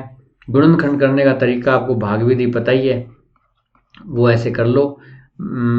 अभाज्य करने हैं तो मैं 9 नहीं लूंगा, 9 तो भाज्य होता है, 3 से भाग करूंगा, तो 3 से ये 3 पे जाएगा और फिर मेरे ख्याल से 3 से एक बार भाग हो ही रहा है, आप कर लोगे। 11 11 11 जोड़े बने, 11 से भी भाग हो जाएगा, 1 पे 0 पे, फिर 11 एकम 11, फिर 1 बच गया, पढ़ा नहीं चला, चढ़ा दी 0, 11 एकम 11। अब मैं कितने पे करूं? 1 और 1 2 और 1 3, अंकों का जोड़ 3 है तो वो संख्या 3 से भाग होगी, 3 से भाग कर दो, 3 3 9 बच गया 1, 3 3 9 बच गए 2, 3 6 18, 2 3 7 21, 3 3 6 6 12 और 7 19, 3 से नहीं होगा। 7 से 7 चौके 28, 6 बच गए, 7 चौके 28, 5 बचेंगे, हाँ 7 से हो रहा है, 7 चौके 28, 5 7 8 56, 7 एकम 7, फिर 7 से हो रहा है, 7 6 42, 42 के बाद क्या आएगा? 6 नहीं हो रहा, 11 से हो रहा है, 11 चौके 44, 4 नहीं हो रहा, 11 के बाद क्या आ गया? 12 13, 13 से हो रहा है, 13 3 39, 13 से शायद हो रहा है, 13 3 39 बच गया 9, 91, 13 7 91, 37, ये है बच जाए 37। तो आपके गुणनखंड ये आ गए, 3 गुणा में 3 गुणा में 3 गुणा में 7 गुणा में 11 गुणा में 13 गुणा में 37, मैंने बड़े वाला लास्ट में कर दिया, छोटे वाला पहले। अब इसने कहा विभिन्न अभाज्य, ये सारे के सारे अभाज्य, विभिन्न मतलब भिन्न भिन्न, अलग अलग, अलग अलग बताने हैं, ये तो अलग नहीं है। 3 3 3 ये क्या है? सेम है, तो आपने सिर्फ एक ही लेना है, आपने अलग अलग वाले बताने हैं। 3 हो गया एक, तो 7 फिर 11 फिर 13 फिर 37, विभिन्न बदला है ना, अलग अलग भिन्न भिन्न, विभिन्न को क्या बोलते हो? भिन्न भिन्न गुणनखंड बताओ। तो ये भिन्न भिन्न नहीं है, 3 3 3 भिन्न भिन्न ये हैं, एक दूसरे से भिन्न। ये कितने हो गए आपके 5, तो 5 हो जाएंगे। अगर बोल देता कि इसके कितने अभाज्य गुणनखंड बनेंगे, तो कितने बनते हैं, ये भी तो गुणनखंड है बेचारे, तो 1 2 3 3 6 और 7, 7 टोटल गुणनखंड बनेंगे। विभिन्न पूछे तो 5 बनेंगे। तो ये तो आसान सा सवाल था, गुणनखंड आप बच्चे कर ही लेंगे। मैं अब 6 अंकों से सीधा 8 अंकों पे चला जाता हूँ। 7 अंकों को हमने छोड़ दिया। 8 अंकों की संख्या है आपके पास, उसमें आपके पास x आपको नहीं दे रखा, 0 9 1 और y भी बच्चों नहीं दे रखा। ये 88 से भाग हो रही है। किससे भाग हो रही है? 88। 88 को तोड़ लो, 88 8 गुणा में 11, यानी 8 और 11 से भी भाग होगी ये। 8 से भाग होने का आपको पता होना चाहिए कि लास्ट के 3 अक्षर भाग हो जाएं तो वो पूरी संख्या 8 से भाग हो जाती है। 2 से अगर लास्ट वाला भाग हो जाए 2 से, तो वो पूरी भाग हो जाएगी। 4 से करना हो तो 4 2 की 2 होता है, तो दो अक्षर भाग हो गए लास्ट के, यानी 2 अंकों से बनी संख्या भाग हो गई, तो पूरी संख्या 4 से भाग हो जाएगी। 8 से करना है, लास्ट के 3, 2 की 3 8 होता है ना, तो लास्ट के 3 अक्षरों से बनी संख्या ये भाग हो जाएगी, तो वो संख्या 8 से हो जाएगी। 16 से देखना है तो लास्ट के 4 देख लो, 32 से देखना है लास्ट से 5 देख लो, ठीक है, पावर के हिसाब से। तो मैंने ये देखना है लास्ट के 3 अक्षर 9 1 y, इसको 8 से भाग करो, 8 एकम 8 बच गया 1, आगे उतारा 1 11, 8 एकम 8 बच गए 3, आगे उतारा y। अब कितने में जाएगा? 8 3 24, 8 के 32, 8 5 40, 8 के 32 पे जा रहा है, y की जगह 2 होना चाहिए, तो y का मान तो बच्चों आ गया 2 हमारा, खत्म। तो अब हम संख्या को दोबारा लिख लेते हैं। x का मान पता नहीं है, y का मान क्या आ गया? 2। अब ये कहता है कि ये संख्या 11 से भाग होनी चाहिए, तो 11 से भाग तब होती है कि जब इसका जो अंकों का योग है ना, कौन सा? ओड प्लेसेस, जैसे पहला अंक, तीसरा अंक, 5वां अंक और 7वां अंक, ये ले लो ओड वाले। कितना है? 2 जमा 9 11 और जमा x और जमा 7, यानी 18 जमा में x। ये ओड प्लेसेस पे जो अंक है उनका जोड़ हो गया। और इवन प्लेसेस फिर ये बच गया 1 0 9 और 1, 1 और 9 10, 0 10 और 1 11। इवन प्लेसेस पे जो अंक हैं उनका अंकों का जोड़ 11, इनका डिफरेंस कर लो, 18 में से 11 आ गया 7, 7 जमा x, ये 11 से भाग होना चाहिए। ओड प्लेसेस पे जो अंक हैं और इवन प्लेसेस पे जो अंक हैं उनका जोड़ कर लो, उनका फिर डिवाइड कर दो आप, सॉरी डिफरेंस निकाल दो, आपस में घटा कर दो। वो क्या होना चाहिए? 11 से आपका भाग होना चाहिए। मैं भाग कर रहा हूँ 11 से। 11 से भाग करने के लिए देखो क्या आएगा, 7 है यहाँ पे कितना चाहिए? यहाँ पे मुझे लगता है 4 चाहिए, है ना। 7 और 4 क्या हो जाएंगे? 11, 11 एकम 11 चला जाएगा। 11 का दूसरा बढ़ा जाता है, 11 दूने 22 पे, 22 तो यहाँ हो ही नहीं पाएंगे। 7 जमा 15, 15 तो अंक होता ही नहीं, 9 ही ले सकते हैं x का बड़े से बड़ा, तो 4 आ जाएगा x का मान। तो x का मान 4 आ गया आपका। आपको निकालना है x माइनस वाई। x क्या है? 4 और y क्या है? 2। 4 माइनस 2 कितना होते हैं बच्चों? 2। ये बहुत आसान सवाल है। अगर आपको ये आता है कि 8 से भाग होने वाली संख्या कौन सी होती है, 11 से कौन सी होती है, वो फार्मूला आता है। तो मान लीजिए, मान लिया a इतना है, b इतना है, c इतना है, आपको 3 भिन्न निम्न में से कौन सा सत्य है, इसमें छोटी बड़ी बतानी है। बहुत आसान सवाल है। भिन्न वालों का एक तरीका तो ये होता है कि आप एलसीएम ले लिया करो। एलसीएम लेने का कोई फायदा नहीं, 13 14 17 बहुत बड़ा एलसीएम आएगा। दूसरा, इनको भाग कर दिया करो, तो भाग कर लो, 13 0 0 और 11 पे नहीं जा रहा तो 110, 13 निम्न 13 8 104, 6 बच गए 60, 13 चौके 52 समथिंग। इसको करोगे 14 8 112, 14 निम्न 126, 14 निम्न 126 पे जा रहा है, हाँ ठीक है। 4 14 42, इतना समथिंग आ रहा है। वो आ जाएगा आपका 17 8 136, 14 17 8 136। इसमें देख लो सबसे छोटी कौन सी है, इसने ऐसे लिखा ना यूं, सबसे छोटी इधर फिर बड़ी फिर बड़ी, सबसे छोटी ये है आपकी, तो 11/13 पहले आ जाएगा। उसके बाद ये दोनों में आ रहा है 11/13। उसके बाद ये है सबसे छोटी 15/17, 15/17 इसमें आ रहा है, ये आपका आंसर आ जाएगा। ठीक है, अगर आपको देख के पता लगाना है तो उसका तरीका बता देता हूँ। इसमें कितने का फर्क है भाई? 2 का फर्क है बच्चों। इसमें कितने का है? 1 का, और इसमें कितने का है? 2 का। ठीक है, तो एक चीज तो ध्यान रखना कि जिसमें मान लो नीचे वाला फर्क सिर्फ 1 का हो, यानी कि यहाँ पे इस 13/14 का मतलब क्या हुआ, मान लो आपके पास 13 बुक्स हैं और पढ़ने वाले के कितने बच्चे हैं? 14 बॉयज हैं, 14 बच्चे हैं पढ़ने वाले, तो एक बच्चे को बुक नहीं मिलेगी आपके पास। यहाँ पे 15 बुक्स हैं आपके पास और 17 बस 2 को नहीं मिल रही, तो ये कंडीशन ज़्यादा बेटर है ना। यहाँ पे आपके पास बुक्स ज़्यादा हैं, 14 बच्चों के पास 13 बुक्स हैं, तो और 17 बच्चों के पास 15 बुक्स हैं, उनके पास 2 कम है, आपके पास 1 ही कम है, तो ये बुक्स ज़्यादा है, तो 13/14 सबसे बड़ा होगा। 13/14 किस में बड़ा है सबसे, इस ऑप्शन में बड़ा आ रहा है सबसे बड़ा, तो ये ऑप्शन आपका आंसर हो जाएगा। ठीक है, ये एक तरीका है ध्यान रखने का। और भी इस बारे में हमने कुछ भिन्न वाली एक एक्सरसाइज कराई हुई है 5-6, वो आप चैनल में देख सकते हैं, या और भी हम करवा सकते हैं। इसमें ये जोड़ करना है दशमलव का, और ये थोड़ा घटा और गुणा है, ये तो आसान है सवाल, आप कर सकते हो वैसे। 139.0.75 और इसका गुणा कर लो आप चलो पहले इसको जोड़ लेते हैं। यहाँ पे कुछ नहीं है तो 0 हो जाएगा, यहाँ पे कुछ नहीं है 0 हो जाएगा, नहीं यहाँ तो जरूरत ही नहीं है, एक लाइन में मैंने लिखा नहीं। 9 5 14 1 और ये 9, 1 7 8 1 9 और 2.994। अब दूसरा क्या था, 1.001 और इसको गुणा करना था आपने 1.1 से, 11 से गुणा कर लो, 11 एकम 11, 11.001 हासिल, 11.00, 11 एकम 11। एक डेसिमल ये है और 3 डेसिमल ये हैं, ठीक है, तो 4 डेसिमल हो गए, 2 और 2 4, ये आ गया 1.1011, ये घटाना है आपने, ठीक है ना। तो यहाँ कुछ नहीं है, 0 लगा लो, 10 में से गया 9, यहाँ बचे 3 में से गए 2, 9, 9 में से गया 8, 2 में से गया 1, 1.8929। ये किसके बराबर है, 2 - k के बराबर है आपका, ठीक है। माइनस के इधर आगे प्लस का हो जाएगा और ये इधर आगे माइनस का हो जाएगा, तो ये 2 में से घट जाएगा, 2 में से क्या घटेगा, 1.8929। इस कुछ नहीं है, 0 0 लगा दो आप, यहाँ पे क्या आ जाएगा, 9 में से 9 गई 0, यहाँ से बचा 9, 9 में से 8 गया 1, और ये 9 इधर हासिल ले ली थी हमने, तो यहाँ 0, 0.1071, ये के का मान आ गया आपका। आपका आ गया 0.1071, ठीक है, ये आपका मान आ गया। आपने के का मान ही निकालना था क्या, बस ये हो गया आपका सवाल। तो ये दशमलव वाला सवाल था।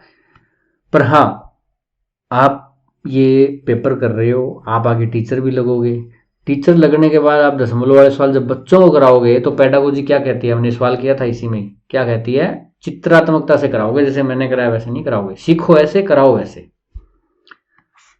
ए का मान ये आसान है, इसको बीच की संख्या कौन सी नहीं है, इसमें क्या क्या करो, सिंपल सी बात है, इसमें वैसे तो वो भी ले सकते हो एलसीएम, पर यहाँ कहाँ लोगे एलसीएम, इससे अच्छा वही कर लो आप, 0 भाग कर लो, दशमलव में निकाल लो, 4 7 28, 4 5 20, ये आ गया। और बी का मान क्या आ जाएगा, आपका आ जाएगा बी का मान 0.6848, 2 20, 6 3 18, ये आ गया। तो एक तरह से आपके पास एक तो है ये संख्या रेखा होती है, इस पे 0 यहाँ होता है, यहाँ पॉजिटिव वाली होती है, तो यहाँ मैं 0.83 मान लूँ और यहाँ पे मैं 0.75 मान लूँ। अब यहाँ पे -1/2, 0.5, ये तो यहाँ आएगा, ये 2 ये आ जाएगा आपका 0.4, ये भी यहाँ से का आएगा, मतलब माइनस में जितना छोटा होगा उतना बड़ा होता है, यहाँ होगा वो, ये कितना आएगा माइनस का 9 7 63, 7 9 7 63, 0.70, 70 इस साइड आएगा, इस साइड बढ़ता जाएगा ना, 76 77, ये यहाँ आएगा, तो ये वाला इनके बीच में नहीं है, ठीक है, 0 तो बीच में है ही, ये रही। तो ये सवाल भी आसान ही है, भिन्न वाले दशमलव में बदल लो आप।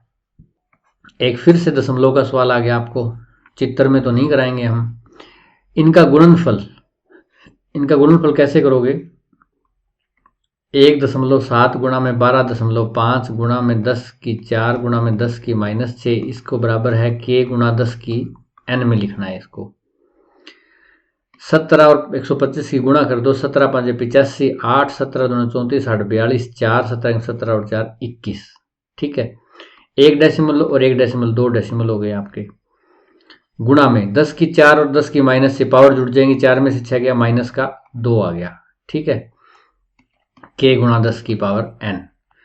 आपको मानक रूप में लिखना है, मानक रूप का आप ध्यान रखना थोड़ा सा, मैं पहले ही बता देता हूं कि इसमें कितनी भी बड़ी संख्या हो आपकी, जैसे ये हो,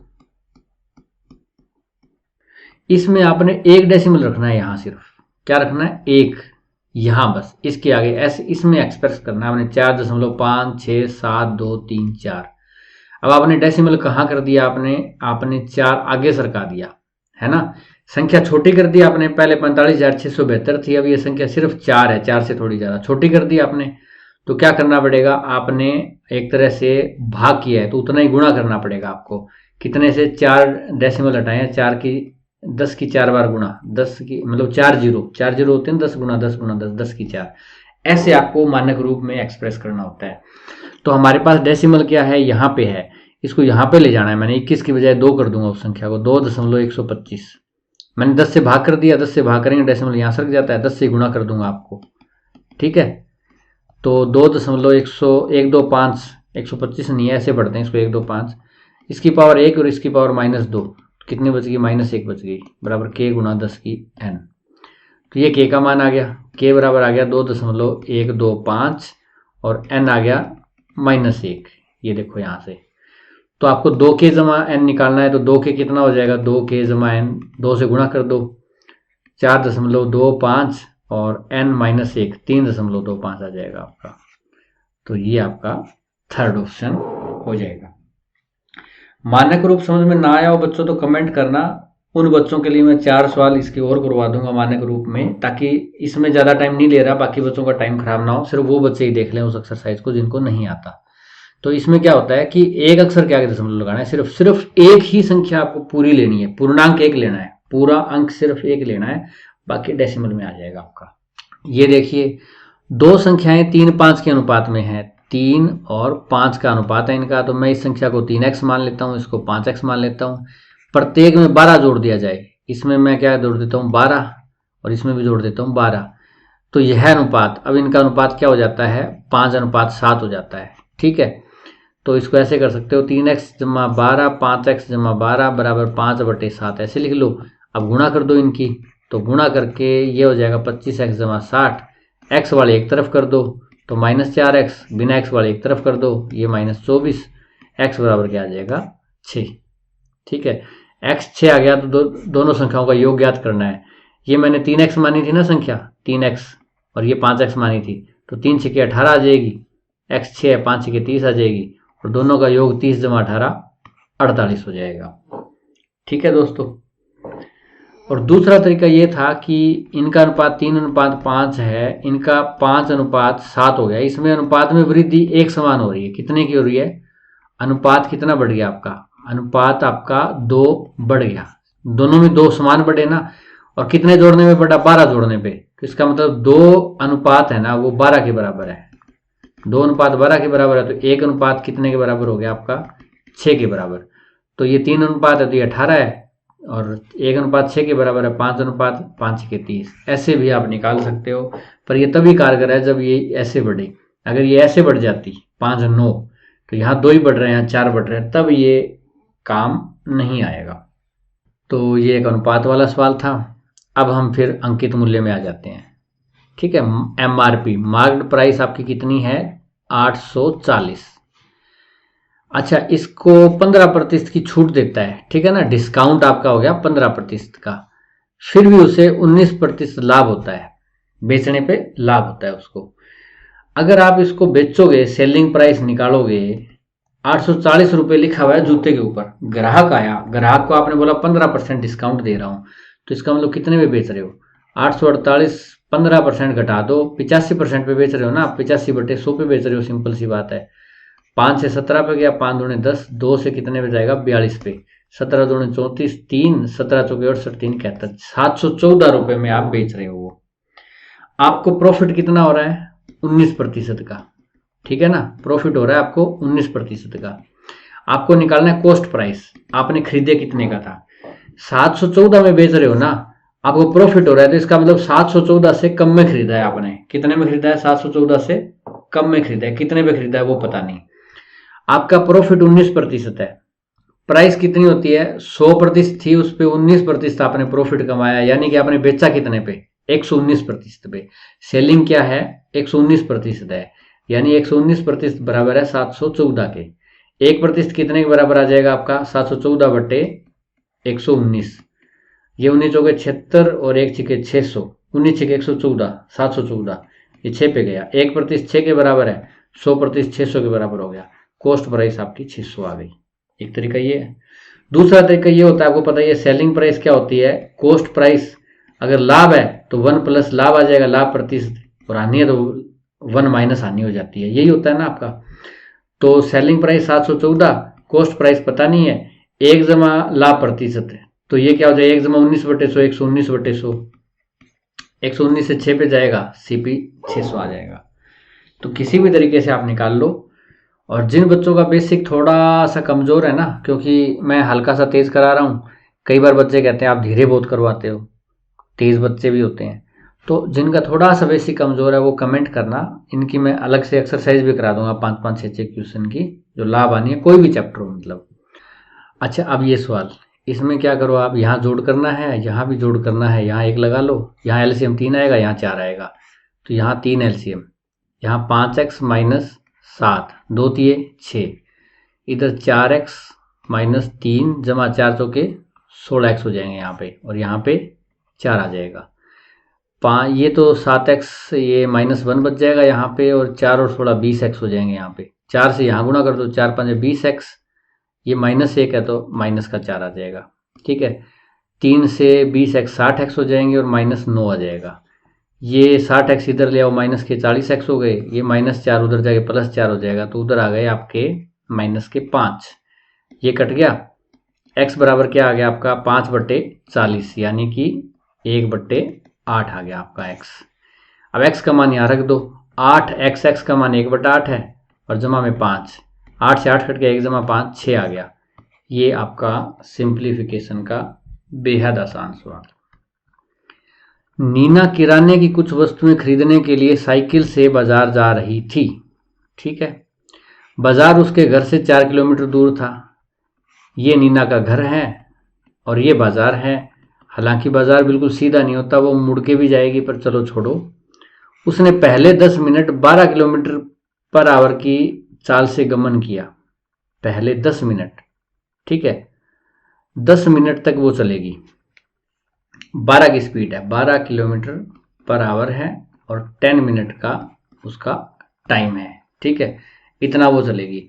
उसके बाद रास्ते में रुककर उसकी मित्र निखत मिलती है, और जिससे वह रुककर 15 मिनट बात करती है, ठीक है। 15 मिनट का क्या हो गया आपका स्टॉप हो गया, वहां बात करती रही।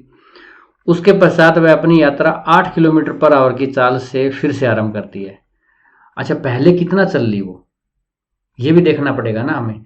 10 मिनट में कितना चल सकती है वो, 12 किलोमीटर 1 घंटे में चलती है। 10 मिनट घंटे का कौन सा हिस्सा होता है भाई, 1 घंटे में 60 मिनट होते हैं, 10 मिनट छठा हिस्सा है, तो इसका छठा हिस्सा कर दो। 10 मिनट में वो 2 किलोमीटर तो चल ली, ठीक है, यानी कि हाफ में पहुंच गई वो 2 किलोमीटर 10 मिनट में, है ना। यहाँ पे 15 मिनट वो बात करने लग गई, उसके बाद 2 किलोमीटर बच गया आपका फिर, है ना। तो 2 किलोमीटर वो कितने की स्पीड से जा रही है, 8 किलोमीटर पर आवर की स्पीड से, ठीक है। तो 8 किलोमीटर जाएगी 1 घंटे में, पर हमें 2 किलोमीटर चलना है, तो 8 का 2 कौन सा चौथा हिस्सा, तो घंटे का चौथा हिस्सा लेगी वो, हावर बटा 4। 1 आवर में 60 मिनट होते हैं, तो 60/4 15 मिनट वो लेगी, तो यानी कि 15 मिनट उसने इसमें लिए और वो पहुंच गई। तो उसकी यात्रा की औसत चाल क्या है, औसत चाल कैसे आएगी, टोटल उसका डिस्टेंस और बटे टोटल आपका टाइम इसने कितना लिया। टोटल डिस्टेंस तो उसका 4 ही किलोमीटर है, पर टोटल टाइम कितना लिया, 10 मिनट यहाँ, 15 मिनट यहाँ, 25 और 15 मिनट यहाँ, 40 मिनट ले लिया उसने, ठीक है। 40 मिनट ये किस में दे रखा है आपका, किलोमीटर में, ठीक है। ये किस में दे रखा है, मिनट में, इसको घंटे में बदलना पड़ेगा ना। 4 किलोमीटर 40 मिनट को घंटे में बदलो, 40 मिनट 40/60 घंटे, है ना। 1 मिनट क्या होता है, घंटे का 60वां हिस्सा। अब ये 0 से 0 कट गई, 2 दूने 4, 2 तिये 6, 3 ऊपर चला जाएगा, 4 गुणा में 3/2 हो जाएगा, ये 2/3 की बजाय उल्टा होके किलोमीटर पर आवर हो जाएगा। ये 2 दूने 4, 2 तिये 6 किलोमीटर पर आवर, ठीक है। ये आपका आंसर आ जाएगा। पेडागोजी का मन्नू मैम आपको करवाएंगे। हेलो एवरीवन, आज सीटेट 2021 लेवल 2 मैथ्स के पेडागोजी के क्वेश्चन मैं आपके साथ डिस्कस करूँगे। तो चलिए शुरू करते हैं। सवाल है, इनमें से मैथ्स की नैरो एम कौन सी है, यानी कि संकीर्ण उद्देश्य, यानी कि कोई बड़ा उद्देश्य नहीं, एक छोटा उद्देश्य है। यानी कई गोल्स जो होते हैं वो बड़े होते हैं, जो कि हम बच्चे के अंदर कुछ एबिलिटीज़ ये सब डेवलप करना चाहते हैं, और कुछ गोल्स जो होते हैं, एम्स होती हैं, वो नैरो होती हैं। हमें इनमें से नैरो एम बतानी है कि कौन सी है। पहला, स्टूडेंट्स की एबिलिटी को डेवलप करना कि वो ट्रूथ और फॉल्सिटी ऑफ स्टेटमेंट्स में बता सके, यानी कि वो बता सके कि ये P स्टेटमेंट है ये ट्रू है और Q स्टेटमेंट है वो फॉल्स है। तो ये तो मैथ्स में ये तो नैरो नहीं, ये तो ब्रॉड एम है, तो ये तो नहीं हो सकता। दूसरा सवाल, to make students proficient in handling numbers and number operations. क्या सिर्फ हम बच्चे को नंबर्स में प्रोफिशिएंट करना चाहते हैं और सिर्फ उसे नंबर ऑपरेशन जमा घटा गुणा भाग सिर्फ यही करना चाहते हैं? ये तो एक बहुत ही नैरो एम है, क्योंकि मैथ्स के अंदर सिर्फ नंबर और नंबर ऑपरेशंस ही एक टॉपिक नहीं है।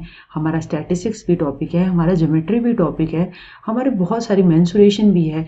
तो वो सारे टॉपिक से रिलेटेड में नंबर ज़रूर उनमें काम आते हैं, मगर वो एक छोटा पार्ट है, तो ये एक नैरो एम है। ये आंसर हो सकता है।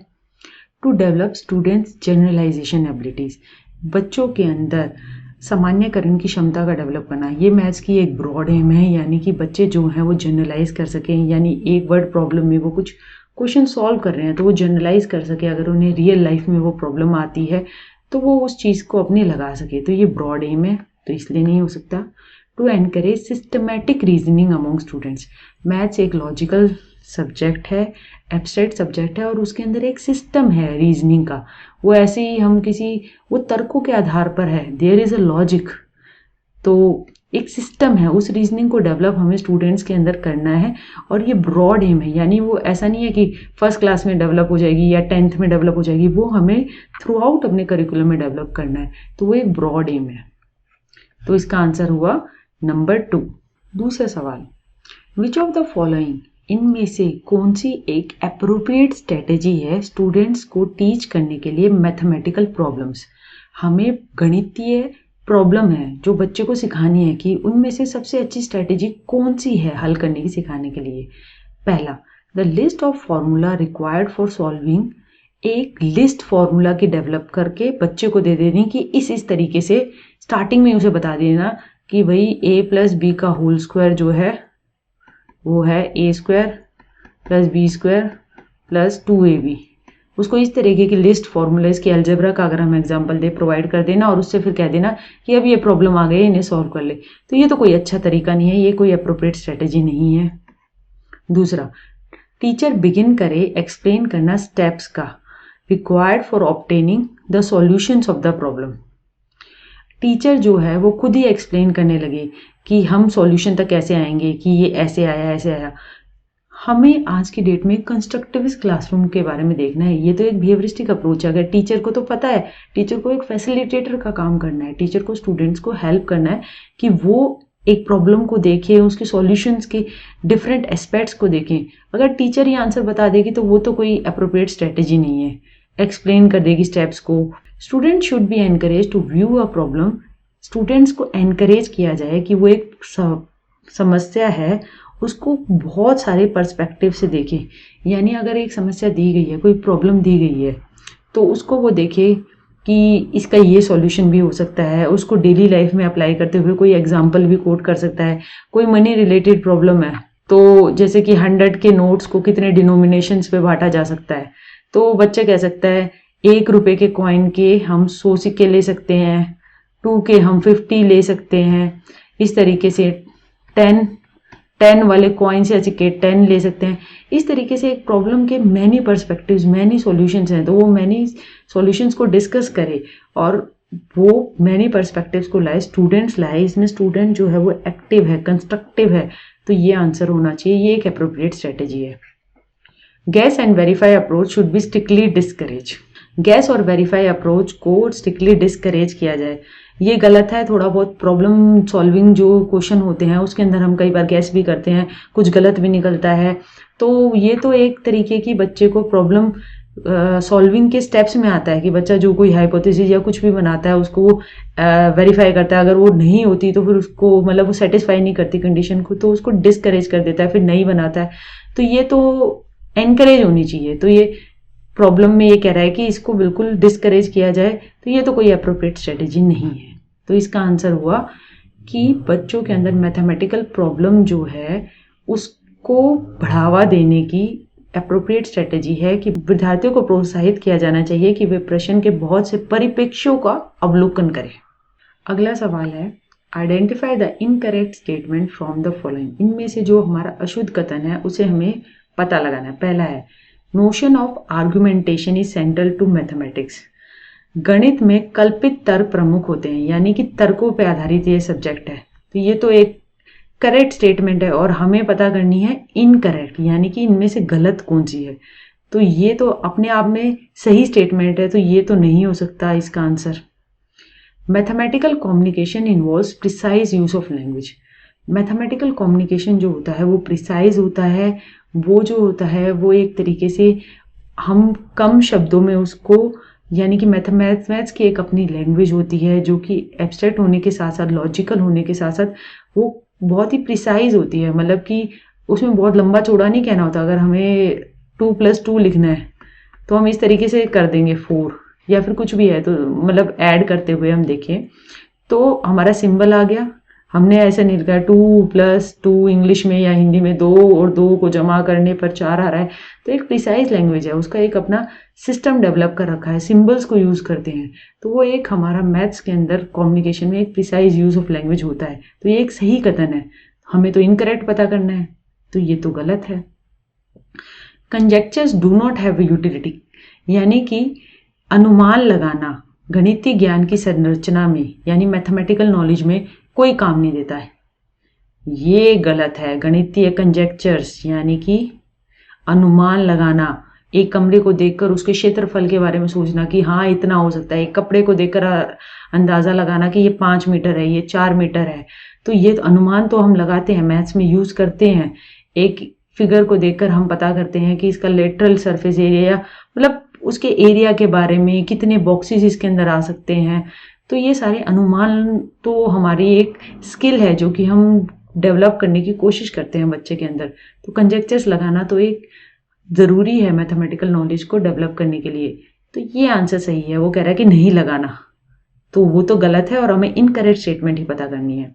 Hypothesis have a role in construction of mathematical knowledge. Hypothesis का रोल होता है, तो ये तो बात सही है।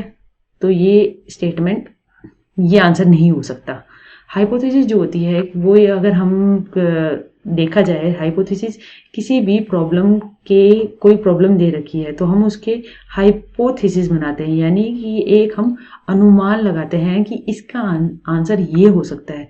तो और उसके बाद उस पर हम काम करते हैं। अगर वो आंसर उसको सेटिस्फाई करता है तो हम उस अपने प्रोसीजर्स को एक्सेप्ट कर लेते हैं, अदरवाइज नेग्लेक्ट कर देते हैं। तो हाइपोथेसिस तो बहुत इंपॉर्टेंट रोल प्ले करती हैं नॉलेज कंस्ट्रक्शन में, चाहे वो किसी भी सब्जेक्ट में हो, मैथ्स में तो खास करी।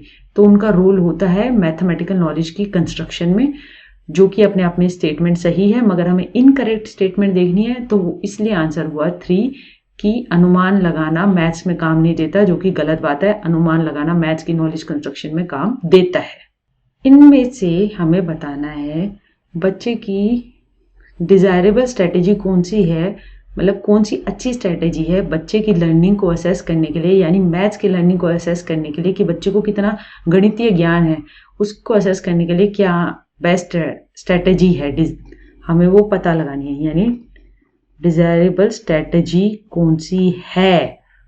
सवालों को हमें ध्यान से पढ़ने की ज़रूरत है। कई बार नो लगा देते हैं तो आंसर ही बिल्कुल बदल जाता है। तो हमें ध्यान से देखना चाहिए कि इसमें लिखा है कि कौन सी डिजायरेबल स्ट्रेटेजी है। पहला, स्टूडेंट्स इनकरेक्ट आंसर, बच्चों के गलत सवाल, अशुद्ध उत्तरों को इग्नोर कर देना चाहिए। भाई ये तो गलत स्ट्रेटेजी है। बच्चों के इनकरेक्ट आंसर्स के अंदर तो पता चलता है कि वो कोई एल्गोरिथम है या कहाँ पर वो त्रुटि कर रहे हैं। उनकी त्रुटि तो हमें उनके सोचने के तरीके को जानने में मदद करती है, और वो कह रहा है कि उसे इग्नोर ही कर दो, तो ये तो आंसर ही गलत है। दूसरा, स्टूडेंट्स जस्टिफिकेशन, बच्चों को मौका दें और उनको जस्टिफिकेशन, उनके रिस्पॉन्स की वो जो देते हैं वो एक इम्पॉर्टेंट पार्ट होना चाहिए असेसमेंट का।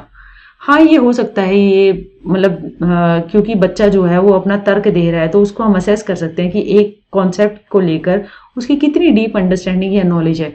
सिर्फ पेपर या पेंसिल टेस्ट में जैसे पहले होता था, बच्चे ने जो एग्जाम में परफॉर्म किया उससे ही असेस कर लिया कि हाँ जो बच्चे को आता है वो रोट मेमोराइजेशन को डेवलप कर रहा था या प्रोपोगेट कर रहा था। आज की डेट में बच्चे की असेसमेंट टूल्स इस तरीके के हो रहे हैं कि उनसे बातचीत करके, उनके पोर्टफोलियोज बता के तब पता चले कि एक कॉन्सेप्ट में उनकी मास्टरी ओरिएंटेड गोल्स की तरफ फोकस है। तो ये एक डिजायरेबल स्ट्रेटेजी है। अभी तो ये सही लग रही है, नेक्स्ट पे चलते हैं। मगर फिर भी development of mathematical vocabulary should not be a basis of assessment. Maths की वोकैबुलरी का डेवलपमेंट एक बेसिस नहीं होना चाहिए असेसमेंट का, ये गलत है। मैथ्स की वोकैबुलरी तो हमें एक सब्जेक्ट की अपनी वोकैबुलरी है, यानी उसके अपने सिंबल है, नोशंस है, प्रिसाइज लैंग्वेज है, तो वो तो हम चाहते हैं वो डेवलप हो। और जब वो डेवलप होगी उसी से तो हम बच्चे को असेस करेंगे, चाहे वो मौखिक रूप से या फिर जो वो कर रहा है उसमें वो बता पाएगा। जैसे कि सेकेंड आंसर ये ऑप्शन में पता चल रहा था, तो वो तो एक खुद एक बेसिस है, तो इसलिए इसे नेगलेक्ट करेंगे। Same task should be given to all the students for parity. ये बिल्कुल ही गलत है। अगर हम सबको एक जैसा टास्क देंगे तो ऐसे इस तरीके से हम जो है किसी की इंडिविजुअल नीड्स को, जो कि आज की डेट में काफ़ी फोकस किया जाता है, यानी कि हर बच्चे के अंदर उसकी जो क्षमताएं हैं, कोई बच्चा ज़रूरी नहीं है कि सभी को एक ही टाइम पे सारे कॉन्सेप्ट समझ में आए। तो कोई पीछे रह गया है या फिर टीचर उसको हेल्प कर रही है, तो अगर हम अपने फिक्स लेसन प्लान से पढ़ाते रहेंगे तो ऐसे तो काफ़ी स्टूडेंट्स पीछे की ओर रह जाएंगे, कोई आगे निकल जाएगा। तो मगर अगर और लेसन प्लान आप वही चलाते रहोगे तो वो तो गलत है। तो सेम टास्क या सभी स्टूडेंट्स को देने के लिए नहीं होते हैं। बच्चे की इंडिविजुअल डिफरेंस, इंडिविजुअल नीड्स को देखते हुए टास्क को मॉडिफाई करना पड़ता है, लेसन प्लान को अलग करना पड़ता है। तो डिजायरेबल स्ट्रेटेजी है असेस करने के लिए बच्चों की स्टूडेंट्स लर्निंग मैथ्स में, कि बच्चों को जस्टिफिकेशन देने का मौका दिया जाए और कि उन्होंने ये जवाब दिया तो आखिर क्यों दिया। तो सेकेंड आंसर इसका आंसर सही है। विच ऑफ द फॉलोइंग, इनमें से टीचिंग लर्निंग रिसोर्स यानी कि मटेरियल होता है, TLM हमारा जो है वो मैथ्स में आप यूज़ नहीं कर सकते दृष्टिबाधित स्टूडेंट्स के साथ। टेलर्स एबेकस इस तरीके का, वो छू कर बच्चा पता चल लग जाएगा उसे, तो ये तो विजुअली चैलेंज बच्चा यूज़ कर सकता है, तो ये तो आंसर नहीं है। टाइल्स हो गई इस तरीके की, अलग अलग शेप्स की, तो वो तो छूकर दृष्टिबाधित तो स्टूडेंट्स जो हैं वो टेसिलेशन डिफरेंट कंसेप्ट सीख सकते हैं, तो ये भी नहीं है। जियो बोर्ड, इसके अंदर पिंस लगी होती हैं और उसके बाद ऐसे फिगर्स बना सकते हैं, तो वो भी वो यूज़ कर सकते हैं।